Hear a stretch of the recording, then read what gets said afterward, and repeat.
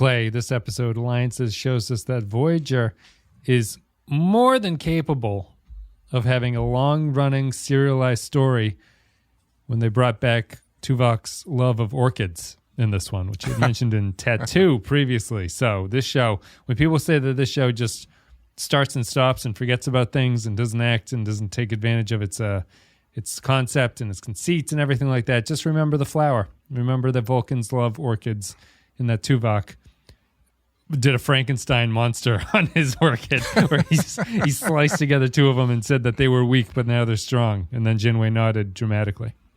Well, I'm glad they brought it back because I definitely remember it from Tattoo. He goes on and on about it in Tattoo. Him and Neelix have a bonding moment where they both like orchids, and Tuvok is disheartened to learn that Neelix also likes orchids. Yep. Oh, I'm sure we talked about it, and I'm sure I had very insightful things to say, but that information has gone out of my mind now. Do you remember what Tattoo was about? Do you remember who's the main character in Tattoo? Let's see if we can. Tattoo was about the beautiful skin sensitivity, right? I think that's what it was about. Alliances is the 14th episode of the second season of Star Trek Voyager. Came out on January 22, 1996. It is 3 of 9 in the Seska arc, written by Jerry Taylor, directed by Les Landau, and universe date is 49337.42372. In this episode called Alliances, after continuous Kazon attacks against Voyager cost the lives of several crew members and the damage to the ship continues to mount, Janeway seeks an alliance to secure Voyager's passage through the Kazon Collective. I was talking about the orchid, obviously, being the serialized plot. But, I mean, I guess you have to say that this show, this episode in particular, is kind of, it's trying to do something. It's trying to connect the dots in a way that would make sense for where Voyager finds itself at this point in time with the Kazon and everything like that. But what'd you think about it? I thought it was great. I really liked it. Oh, wow. Okay. I just find it so interesting. I guess as I'm getting older, the ones that interest me the most are the ones that are the talkier ones that are like about maneuvering, and basically everything I said when we started Deep Space Nine that turned me off about Deep Space Nine are now the ones that grab me a little bit more. Like the politicking of Star Trek. Listener Kyle was kind enough to put together a list of Star Wars, Clone Wars, and Rebels episodes, if I wanted to dive into that, like what the essential episodes were. Yep.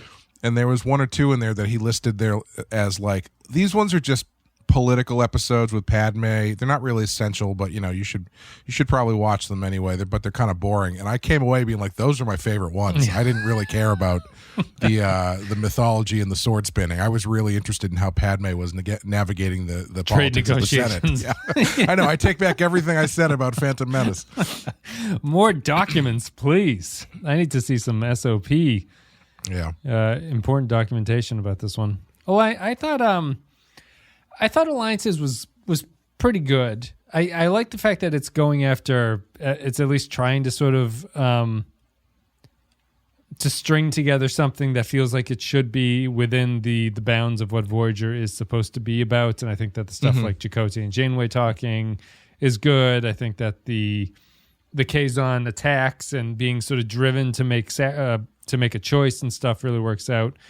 Just to get it out of the way first, I continue to be overly distracted by the distances that are involved here and where the Kazon are. And so the Kazon in this one are set up as they were a subjugated race by another race, right? And within a very short amount of time, they've basically taken over the galaxy somehow. Yes, by stealing, because they're dirty thieves. Right, they stole all the ships, and they do that.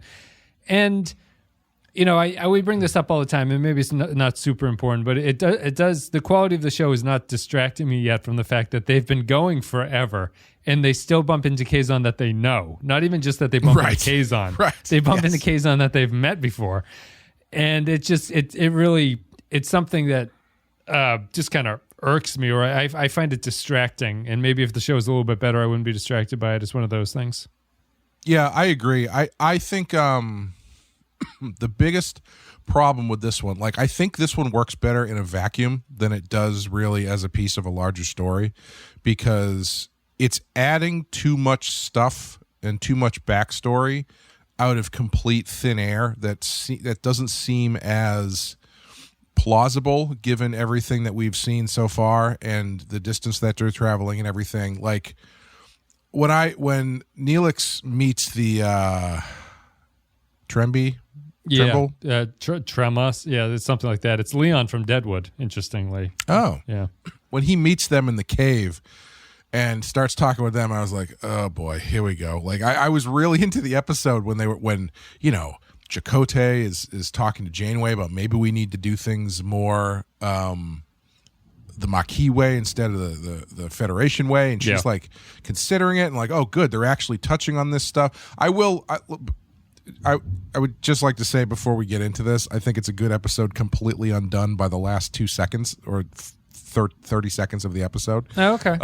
But we can get into that when we get there. Yeah. And so when he meets this group in the cave, I started rolling my eyes because I was like, oh God, what is this going to turn into? Is this moving away from the interesting stuff? And then when you start to learn the story about who these people are, every new piece of information they gave me, I was like, that's interesting, but I don't believe it. Like, it's right. Because it's like, first of all, he's like, oh, all these Kazon ships have shown up, but it turns out the Kazon have stolen all their ships from this other race that used to subjugate them. Yeah, and somehow they turned the tables on them.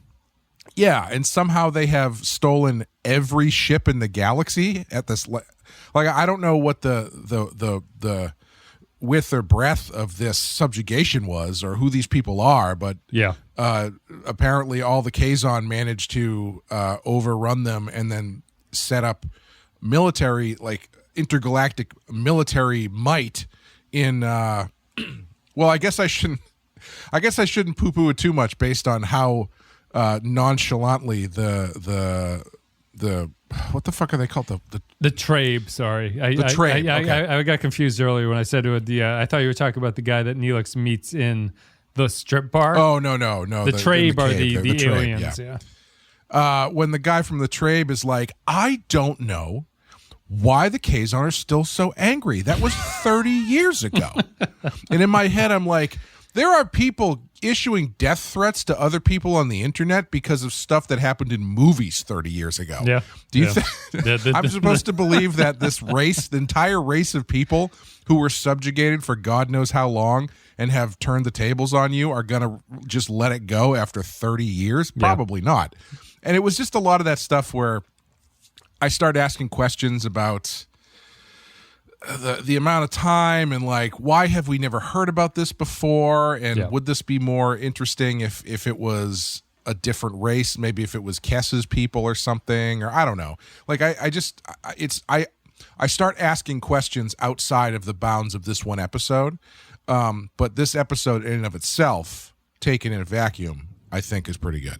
Yeah, I think if you had done it earlier, I think I guess it can't work too early, because you have to kind of have a thing about knowing what the Kazon are before you can like spring this little reveal on them. But as you were saying, like, the biggest thing to me is that it seems, just by the sheer numbers that we've been seeing, it's like these are the two largest populations of aliens in the galaxy, basically, to like enable this to happen, and they somehow subjugated each other like 100%. Right. You know, like they completely flipped the tables. So you have Kazon, who are this enslaved race, have done an uprising and taken a tremendous amount of ships, like multiple armadas worth of ships, and taken complete control. And the Trabe are now in cave prisons. You know, it's like where else are they? There must be billions of Trabe all over the place. Like, this stuff is believable in Deep Space Nine with Cardassians and the Bajorans, because the Bajorans are really kind of isolated to a single planet. Yeah. And the Cardassians are a more intergalactic people. And so, like, even just based on that, you understand how this dynamic would work. But, like, we don't know anything about the Trabe. Do they have a planet? Like, they're searching for a new planet, but, like, what was their system of government beforehand? Like, are they... The Kazon are literally everywhere. did they subjugate the Kazon on multiple planets? Right. I don't know. It's just, I thought the Kazon were from the Neelix planet or the Kess planet. Right. Is that not true? We ran into them at least on that planet, on Kess's homeworld. So it's just a lot of questions. And so when they introduced this angle in the episode, I was like, okay, that's interesting, but this feels like kind of scrambling. It doesn't feel like world building to me. It just feels like plot building. Yeah. Cover your ass building, sort of, in some ways. I think the biggest failure about it, like outside of all the world building and details that don't really line up, is that if they're trying to make me feel sympathy for the Kazon, it accomplishes almost nothing about that. Like, right, yeah. they spend. I guess the episode itself is saying that it's more of like the Delta Quadrant is a place where no one can be trusted, and it's like this is just the Wild West out here, and there's no laws, there's no mores, there's no cultural like norms or anything like that that the Federation can trust. And I guess that's fine, but I think that if you're going to reveal something like that about the Kazon, I feel like it kind of has to reinvent what the Kazon look like to you from that point on. Like it has to illuminate them a little bit and make you feel a little bit sympathetic for them. And in this one they bring up that fact and then it's almost immediately forgotten. And the Kazon are basically the same dipshit assholes that they always are. And the Trabe try to proto into darkness them. Right. Yes. Yeah. And then call it a day. And I just feel the episode, for me, it misses that stuff. I kind of like the general idea, but I feel that every point that they try to land on this general idea of Voyager being in a difficult situation kind of falls flat. Yeah, I think the idea that Janeway and Voyager are kind of getting their asses kicked, and so they have to figure out a new way to handle this, and Chakotay tries to make her or suggest that they do things a little bit more in the Maquis vein, and she is now in a position where she has the possibility of making an alliance with the Kazon. That's actually really interesting. Yeah. As far as the story of the show goes, and I think the Trabe is just like such a shortcut to get out of it, because it's a lot more interesting to me if she does have to get involved with Kazon politics and how that ends up playing out, versus here's this new race we've never heard of that we're positioning to be the good guys, and so she can be like, oh, okay, no, I'll just ally myself with these guys. And even though obviously, they don't turn on her, but you know what I mean? What happens, happens. Yeah.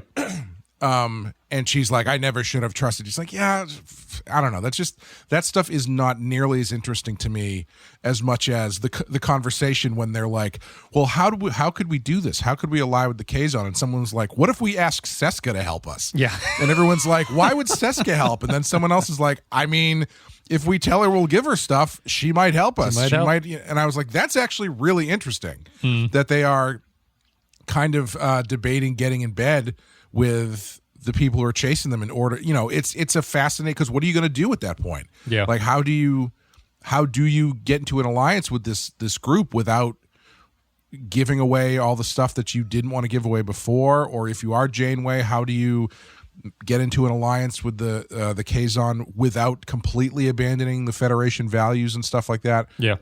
And that's why I think the end is just such a it really was weirdly jingoistic for a Star Trek show. Mm-hmm. At least until that the first season finale of Discovery, where Michael Burnham basically gives the same speech. But when Janeway is basically like looks into the camera and gives like the Starship Troopers speech about why you should join the Federation. Yeah. I was like, I don't know. I don't think, unless the idea is that this is supposed to be taken as her rationalizing a fuck up or something, I just don't buy this idea that at the end of this episode that was actually pretty interesting in pushing on the idea of the Federation, you just have her just almost basically look down the barrel of the camera and just say why the Federation is so great. It was like everything that Deep Space Nine did really well, this just like completely missed the mark on at the end. Yeah. I don't know what I think about the ending. I'm going to step back to one point before we get to the ending that you had mentioned, Sure. which is that the Trabe do feel to me like they are a escape hatch to get you out of what would have been a more difficult decision, which is that Janeway has to actually just directly deal with the Kazon to decide what they want to do and how far they want to go in this relationship in order to provide safety. Just to again touch on a fairly irrelevant detail, but while the Mage Kula and Seska were in the conference room of Voyager and they're trying to like debate how they're going to make this arrangement work out, all I could think of was, Janeway just promised them a bunch. You're going to be out of their territory fairly soon. I imagine. Right? Yeah. It doesn't make a lot of sense. That's the whole other thing with the entire alliance concept, is that like the point of what they're doing is they're flying out of this space. So like, what good is an alliance if you're not there to be part of it? Right. So like, is the idea that, okay, we have an alliance with the Kazon now, we're going to continue on our way. But if they call us and they say they need us 25 light years in the other direction, we got to go. And they literally give the Kazon nothing. They don't have to give them anything because they agree to not do it, and they're going to be leaving soon. So it's like, the episode itself never really makes it clear what the Kazon think they're getting out of this alliance, Yeah. And then once Janeway shuts down the idea that they have a crew exchange, I mean, Kula is kind of warranted to be like, then what the hell are we doing here? I can't want to say anything. What am I talking to this dumb bitch for? Yeah, that was an interesting, heavy-handed amount of misogyny coming from Kula. Because they don't have an out for him, right? So they have to just have him be misogynistic because he doesn't have like a legitimate grievance with Janeway at that point anymore because they haven't been talking about anything. They haven't agreed to anything that they're going to share. So it does become. I mean, and I actually thought that could be an interesting character trait for him, seeing as Janeway is a female captain of the show. Like I could see a steady threat in the show being misogynistic is something that the show could benefit from because it would work to Janeway's benefit. Sure. Yeah. But and then back to the ending. I actually don't mind the ending in terms of what Janeway says. What I think is tough about it is that what she says firmly closes the door on future possibilities that you might need to make difficult decisions like that in the future. Sure. Again. And because I understand her. So she's been trying to use the Federation values. They came up with this idea about how about we just kind of stretch or bend the rules a little bit to see if we can take advantage of some other species to get home. They learned through this little adventure that the species around them are so alien because none of them are particularly trustworthy, and there's no sense of there's no structure to this part of space that they can rely on people to do the right thing or to act in a way that is beneficial for everybody. So what Janeway does in that situation when she's surrounded by enemies on all sides is to say, we have to embrace what we know, because if we don't, we're just going to become like these people out here. Sure. So we need to embrace all of the rules and regulations and ethics and morals and stuff that the Federation represents, because it's the only thing that is preventing us from becoming, like, for lack of a better term, the savage side that's out in this Delta Quadrant. So I don't mind that, but it does slam the door on. I would prefer a more, that was a tough one, but we're going to have to make a lot more decisions down the line if we're going to get home alive. I think that's a better ending for it, even though it makes sense what Janeway says here, I think. Yeah, I think why I didn't like it is because it comes off less like Janeway is making a cogent point and more like she's blaming this on them and not her not making a better decision. Sure. It's kind of like her going, well, that got out of hand fast. There's no way we possibly could have dealt with that any differently. So we probably shouldn't deal with these people again in the future and just trust that we're always going to make the right decision. And it's like, I don't know about that. I think it came off. I couldn't. It just seemed like she kind of missed some of the point of what had happened. Yeah. It's kind of weird that she doesn't have a put a pin in it conversation with Chakotay as a final scene, you know? Yeah. I think that's part of it, is because, you know, I guess clearly what they were trying to do here is put Janeway in the position where she's like, you know, where what happens shows her that the Federation is the way to go. But I don't really buy that that's what happens. Yeah, I guess I would. Because I honestly, I mean, based on what happens, and you know, like we were saying with the Trabe. I think it's Trabe. Yeah, the Trabe feeling like kind of like an out. I almost kind of wish, I kind of wish she and Chakotay had a conversation, and Chakotay was like, well, like if she said the stuff that she said, and he was like, yeah, I mean, okay, but to be fair, you kind of went halfway with it, right? You know, you ended up getting into an alliance with this group you did not vet whatsoever, versus these people that we have had conversations with and interacted with, and we at least know. You know, you just picked the group that seemed more righteous. Yeah. No, I agree. I agree with that. That I think there's a weakness in that they don't push it further. Seems like she picked a group that was entirely white people. Yeah, she does like the master and this master slave relationship that seems flipped. Yeah, that is a weird. I mean, the Kazon, I guess, are the bad guys, so they're darkly colored. But it's the same as in Tattoo. The aliens that show up are like Jewish Europeans, and they taught the Native Americans everything. I think that. Yeah, it's tough because I actually don't know if I would say that Janeway at the end makes a tremendous mistake in what she does. Like I do understand her point, I think, about where they're trying to get to. Mm-hmm. I think Chakotay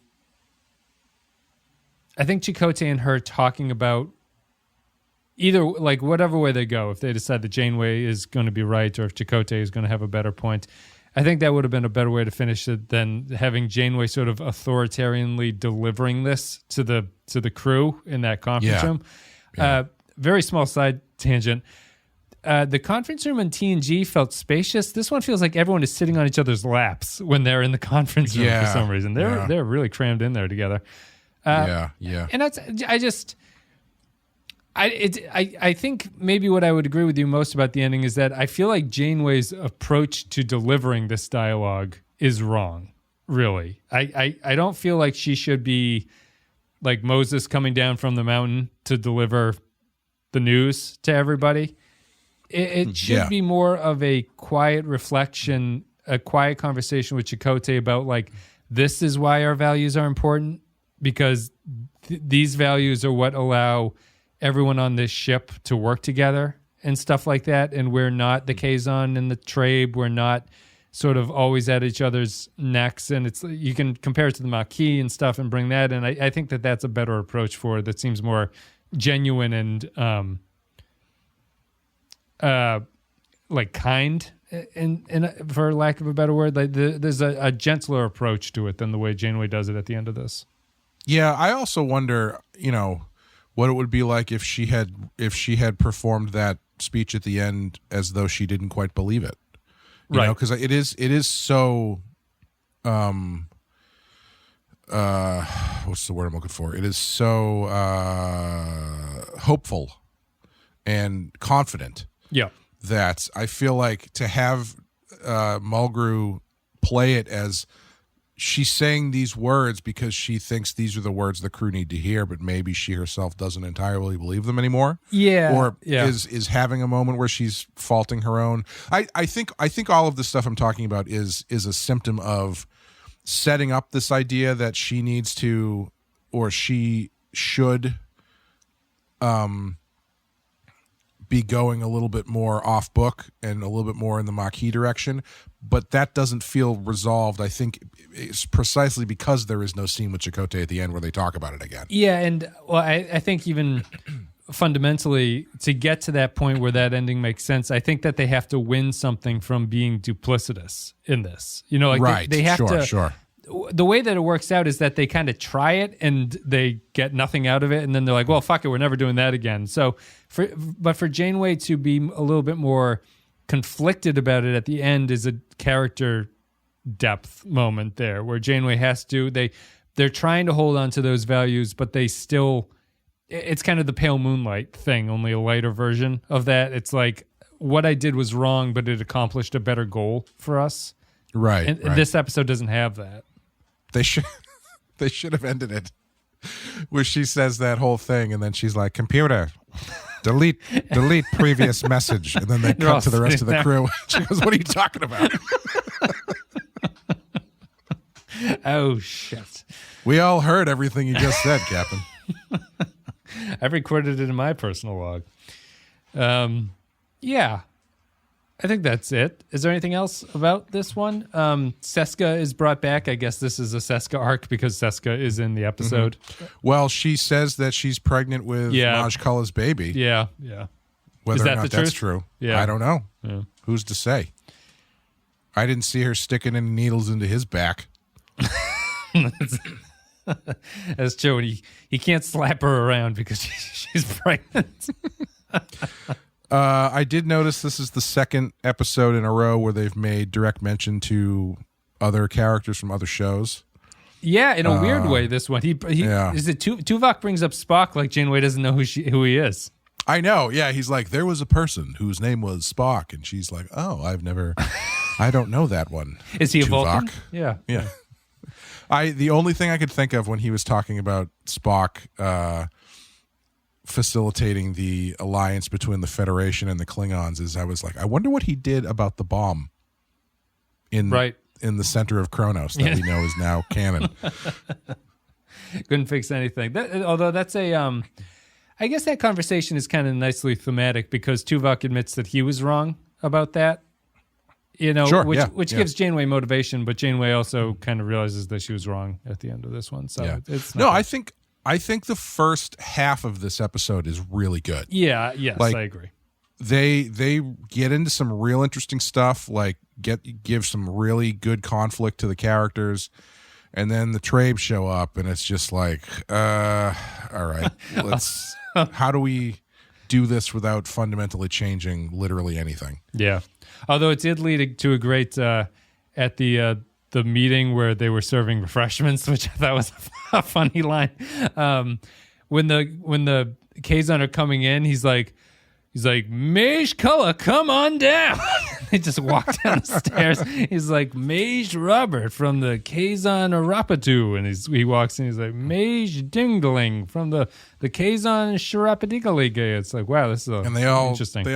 They all do that thing where they walk in and they stop at the bottom stair. Yeah, they pose. Look around. Yep, give a little bit of a pose. Like they're coming out to the Royal Rumble or something. And next up, coming from North Carolina, Mage Ric Flair. Woo!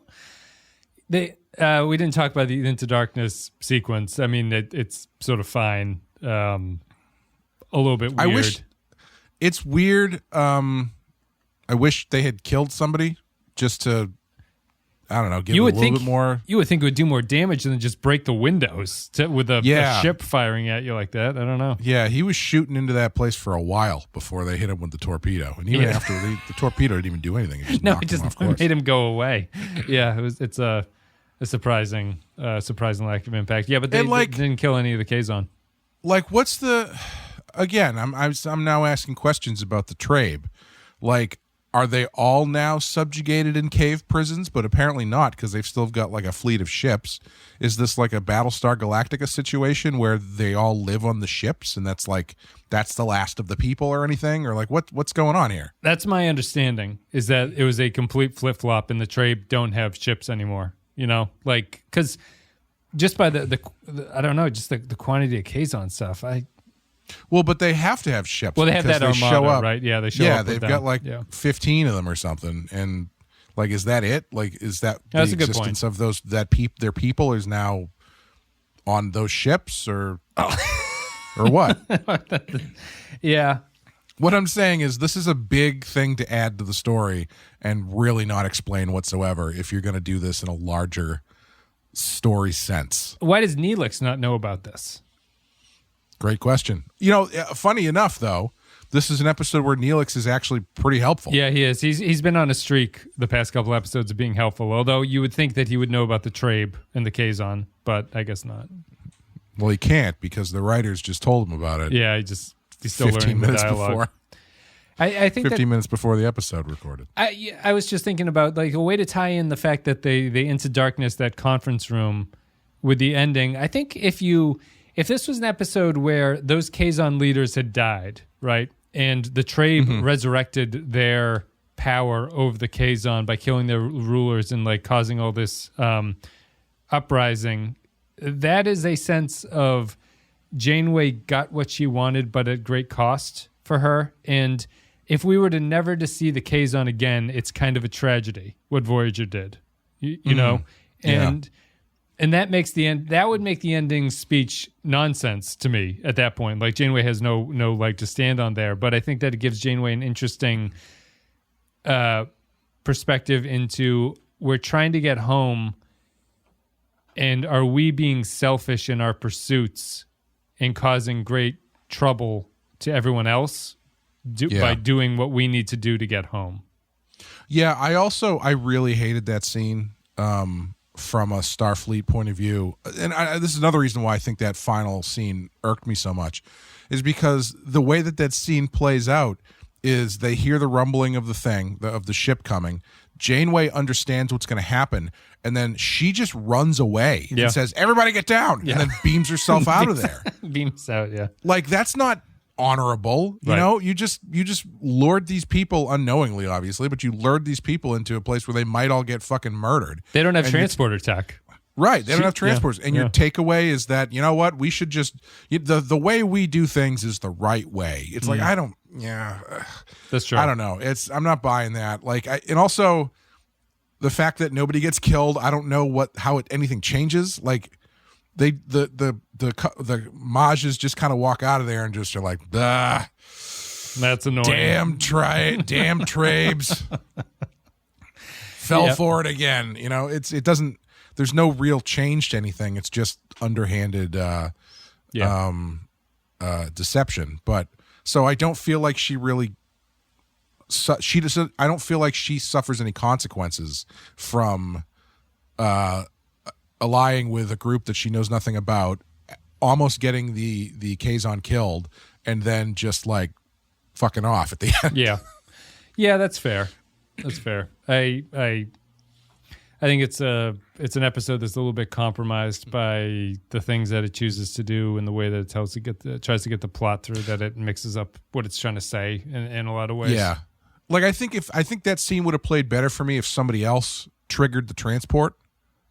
So like if she saw what was going to happen and then Tuvok just grabbed her and was like, 3 to beam up now. Sure, you know, or Chakotay on the ship sees the enemy ship going down there and beams them out. Yeah. Yeah, that's a little bit different, you know. But the fact that she's like, "Sorry guys, gotta go." They should have still saved the Kazon. They should have beamed the Kazon out of it. There's like 5 of them.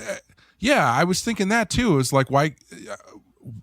You know, obviously they set the thing up earlier where she's like, "Make sure you have our signals locked for the entire time, just in case of emergency beam out." It's like, how much longer does it take to go? Hey, 5 to beam up instead of 3. All right, yeah.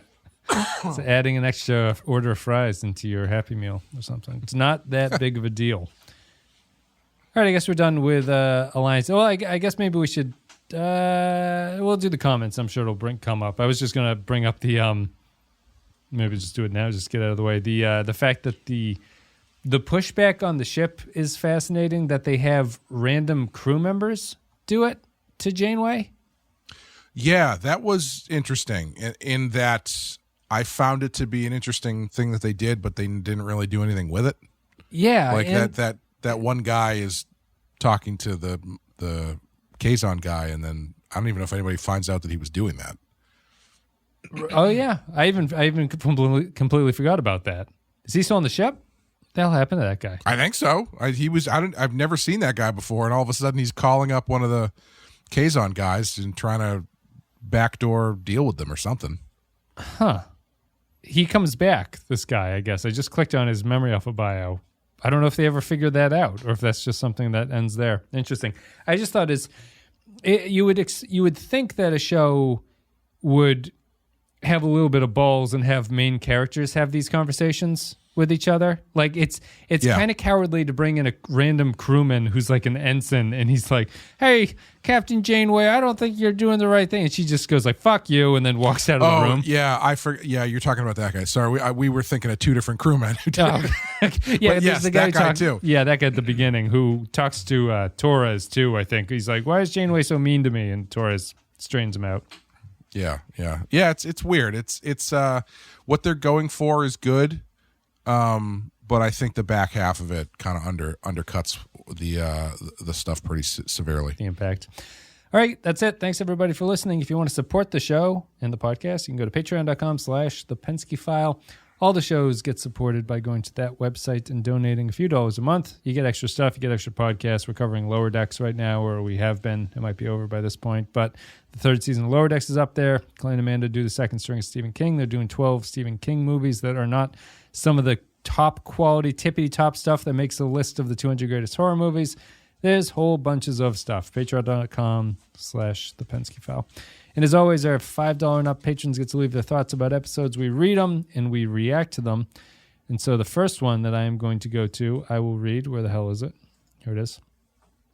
Taxel Bears. Wait, is that right? It is, yeah. Taxel Bear says, Alliances, an episode with a decent twist that fleshes out the Kazon a bit. However, the idea of Voyager being in hostile space is undermined to a certain degree by them being fine 90% of the time. Eric McGowan is... Oh, don't do that. The next one, I will send this over to you, Clay, post haste into your little chat thing on Discord here. Alliances from Eric McGowan. Alliances. The only thing I can remember about this episode is that Neelix once added weird clapping sound effects for each of the Kazon leaders that get introduced at the meeting. Kazon episode. Was that a Freudian slip, or did you do that intentionally? You said Neelix. You said Neelix instead of Netflix. Oh, Netflix. Oh, I read it completely wrong. Which is the only. I mean, come on, like it's like 2 letters off. It is, but it's funny the only because thing the edit on his comment. Well, Brandon responded to the comment. It says, "Did you mean Netflix or Neelix?" Wes has me confused, and there's an edit, so he edited it and he said, "I meant Netflix. I did not mean to say Neelix." So he typed it wrong too. The only thing I can remember about this episode is that Netflix once added weird clapping sound effects for each of the Kazon leaders that get introduced at the meeting. That is very strange.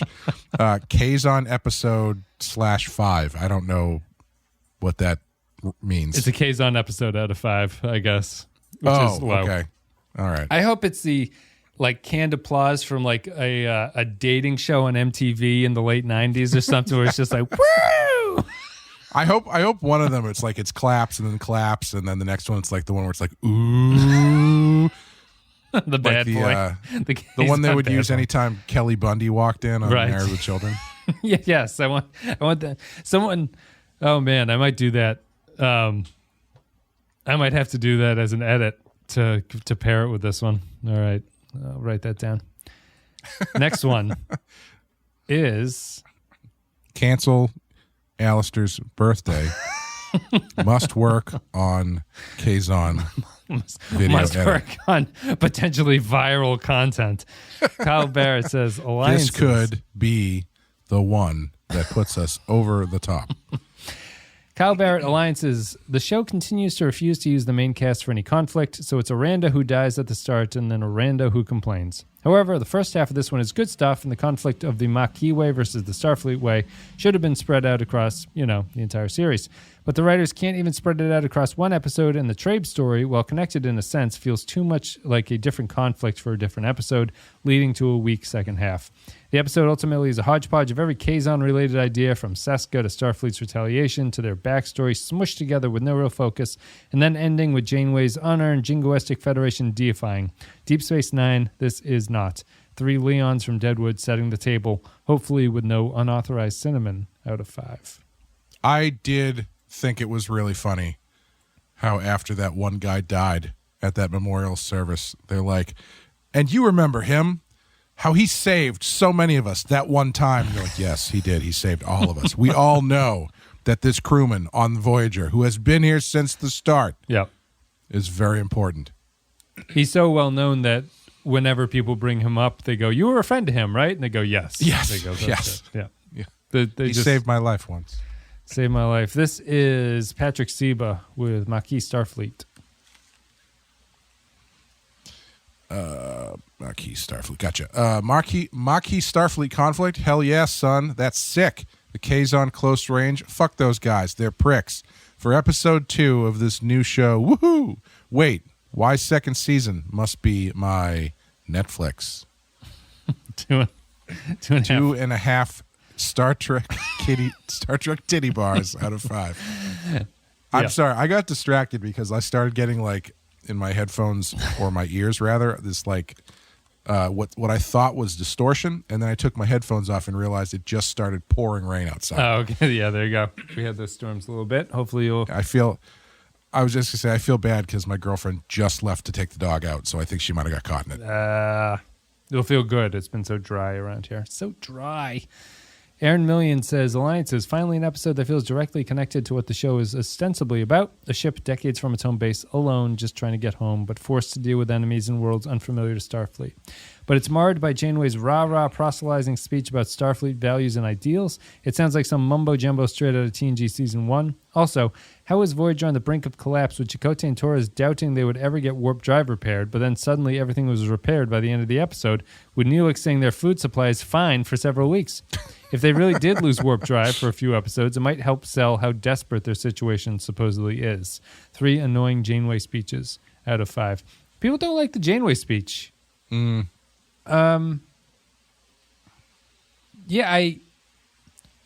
I think his just to rehash, I think his presentation is wrong. I think what she's talking about kind of makes sense. I don't know. I guess that might just be me. Matt Ross. Oh, this one's you. Matt Ross. Oh, copy, paste. Copy, paste. Alliances. This had a really good idea and shows that Janeway realizes that she needs to compromise her Starfleet rules. However, when Janeway jumps on her high horse of self-righteousness, excuse me, I keep wanting to say Trabe. I don't know why. Yeah, you might be right. I think it's Trabe. No, it is Trabe. They do definitely say Trabe. When the Trabe take an opportunity to strike the Kazon, whom have been a thorn in Voyager's side, seems oddly naive, if not hypocritical, considering how all alone Voyager is, and how a fleet of Trabe ships would be a good group to hang with for a short time. This should have been a 2-parter to build up the betrayal or realization that the Delta Quadrant is a total wreck. The rumblings of betrayal in the ship by the Maquis should have been more prevalent in Season 1, but it's good to see it here and start to gather steam. And you get to hear the words dodecahedron and icosahedron. Yeah, icosahedron, yeah. 2 impossible puzzles out of 5. Yeah, he's doing puzzles in a strip joint. That made me laugh too. Well, I mean, it's a pretty good way to shine on someone who's being a little bit too forward. If you're a stripper, be like, yes. If you can solve this if you can solve the Goodwill Hunting math equation, I'll sleep with you. do this Rubik's Cube in 5 seconds, and we'll see. Point Extra G says, Alliances, get out of the way. There we go. We're really given a taste here of what Voyager could have been like if it had not abandoned its core premise. Testing the Federation values when you're so far removed from home is something the show is uniquely built for. The Chakotay has to publicly support the captain but has massive differences of opinion with her, those opinions coming from a Maquis viewpoint, is the best Chakotay, and it's sad that he wasn't allowed to be like this more often. DS9 was at its best at taking the Federation and its viewpoint and seeing how far they could bend without snapping, and I think Voyager really could have rivaled that if it had been allowed to do this more often. Changeling with the next comment over to you. It is amazing what this show can do when it runs with its premise. Stranded far from home, internal crew infighting, a need to form alliances. I would almost give it a 5 if not for two things. 1, the stock trumpet and clapping sound effect. And 2, the shit, we only have 2 minutes left. Quickly rush the moral out the door ending. 4 Berman-approved TV PG strippers out of 5. Did he watch the version with the clapping sound effect? He might have. Is yes, there a trumpet as well? Did they play a trumpet I don't know. when they show up? Wow. Okay. The version that we watched, based on the other pops and farts that were in it, is clearly man, not that the same. audio. It's so bad. I have to keep reminding myself that my TV is not fritzing out. It's just this thing. Yeah. I don't know how Voodoo got their hands on such a shitty copy of Voyager. Yeah, we're watching the Voodoo version for people unaware, and the video quality is bad occasionally, and I don't think that this happened all the time, but the audio in this one was just snapping and popping almost the entire episode. I believe in the last episode, or possibly the one before that, I had to rewind it once because there's a moment where you see Chakotay is talking and you keep seeing his lips moving at a regular speed, but his voice goes, "Well, Captain, I don't believe that we should do that." And I was like, what the fuck? It's so bad. Thank goodness we only paid $40 for it, but I guess that's what you get with $40. All right. Jaron Hatch says, Alliances. Thank Jeebus. After a long run of TNG Light, we finally get an actual Voyager episode. My only real gripe is that they should have been doing this back in Season 1 and then quickly moved beyond the Kazon. Okay, I do have one other gripe. The "what did we learn on the show today" monologue at the end. As cringeworthy as that final note is, though, it's not enough to ruin an otherwise solid episode. Dare I say, 4 out of 5 stars. And here's the last one for you, Clay, from Artorius. Alliance. This is one of those episodes where I wish we had a different ending. I was actually hoping for a Voyager Kazon alliance with one of the factions. It would have provided some entertainment in this very dry second season. Too bad this show doesn't lean into the stranded/Maquis versus Federation viewpoint aspect of the show more often. 3 broken alliances out of 5. Thanks, patrons, for leaving your thoughts about that episode. Seemed kind of a middling one, I guess, I would say, by the scores that we saw there. A couple 4s, a couple 2s, and then a bunch of 3s. So it landed right in the middle. Patreon.com/The Pensky File if you want to leave your comments about upcoming episodes, and we'll read them. Clay, what are you going to give this one alliances on our scale of 1 to 5? I really wanted to give this a 4. Like as I was getting into it, I'm like, okay, this is a good one. This is probably the one I've liked the most for a while. And then just I don't know. The more I think about it, that back half just doesn't. It just kind of falls apart for me. So I think I got to go with a 3. Yeah, it's a 3 for me. It was a pretty entertaining 3, I thought. Yeah. Definitely something the show should have been doing more often. Obviously, from the comments of the patrons, it's not something that the show is going to continue. I looked it up. This is the last appearance of the Trabe. So, great. So that doesn't matter anymore. Do you think it would have worked better if the Trabe and the Kazon were both unknown species? So, like, say, they're strand. Basically, it would be a more of a standalone episode where they end up getting caught in between. Yeah. These, I guess it does. I guess it can't though, because they need to be under pressure from the Kazon, right? Well, I mean, I think that if you do what Matt Ross says and make it a 2-parter, you can say that they could be being attacked by the Kazon as the opening, and they find this race that is potentially an ally for them to get through, and then it's the second half is the reveal that they are that the Trabe are the people that they are, and everything like that. So I think you could do it with non-Kazon people. That might have actually made it better because it eliminates all the problems about being Kazon, such as the distance and not knowing any of this from the get-go and stuff like that. Yeah.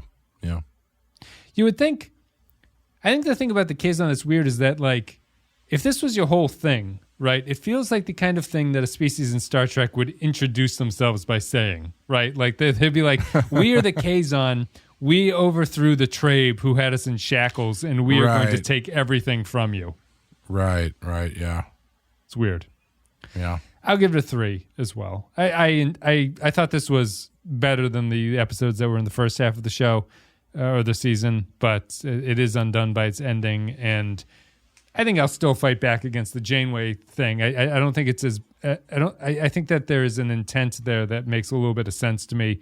And with an episode that was better constructed to get to that point, I think that her speech is fine. But sure, her speech is kind of wrong time, wrong place.